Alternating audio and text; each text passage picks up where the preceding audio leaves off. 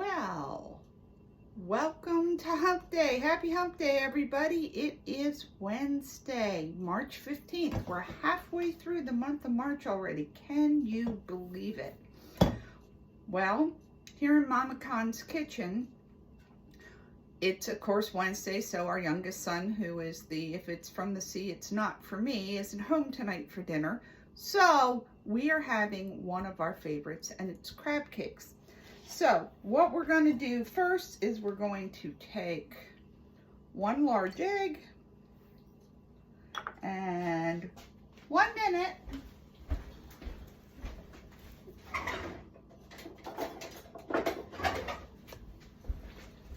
I love when I forget a spatula. Okay, so then what I have here is 2.5 tablespoons of mayo. So we'll get that in there. And we have, whoops, my mise en place didn't go so well today. I'm going to put in 1 teaspoon of Worcestershire sauce. That looks good. Actually, Granny does a lot of her, Mama Kahn does a lot of cooking that way. We have 1 teaspoon of Old Bay seasoning. That's one of my favorites. 1/4 teaspoon of I use kosher salt. And we have 1.5 teaspoons of Dijon mustard. Put that in there. And we also have, am I supposed to put this in here now?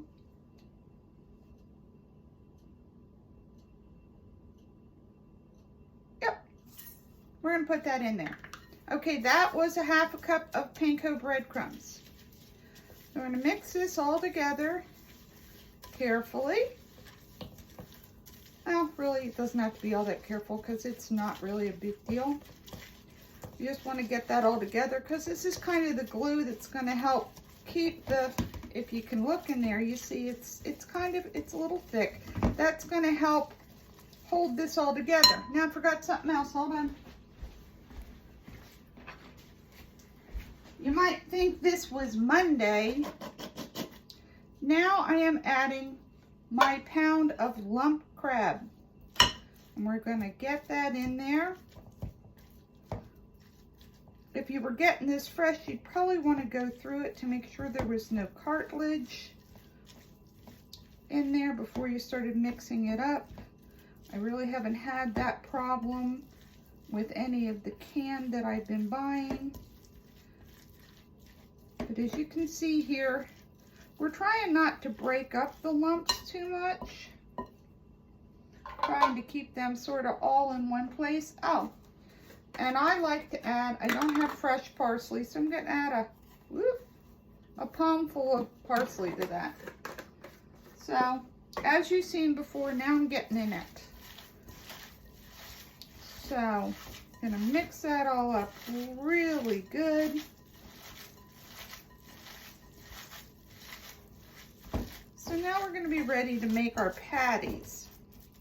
So I have a baking sheet that I lined with some aluminum foil. So I'm just going to take my patties, kind of make up some nice little fat patties.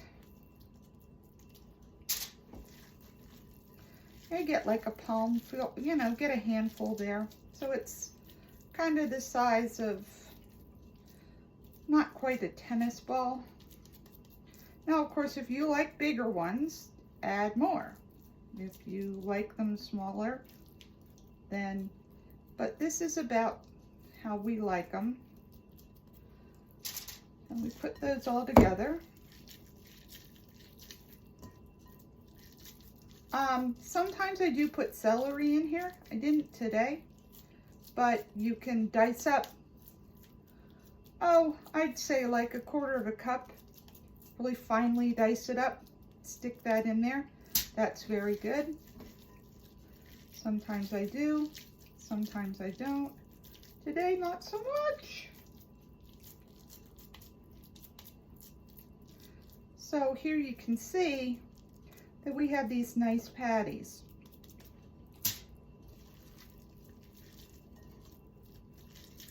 So out of that pound, I'm getting like 6 patties, and 2 is about a serving. So this is gonna feed the 3 of us. Usually I only eat 1 at a time, so I have 1 for lunch the next day.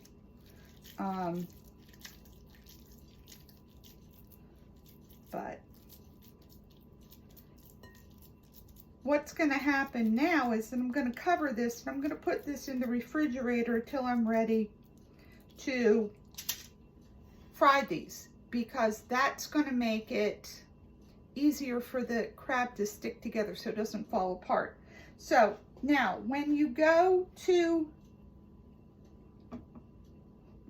cook this, you're going to put it, you've all seen, you know, my Cuisinart pan that I like to use, or a good cast iron. You know, Old Reliable is great, still happens to have some cornbread in it.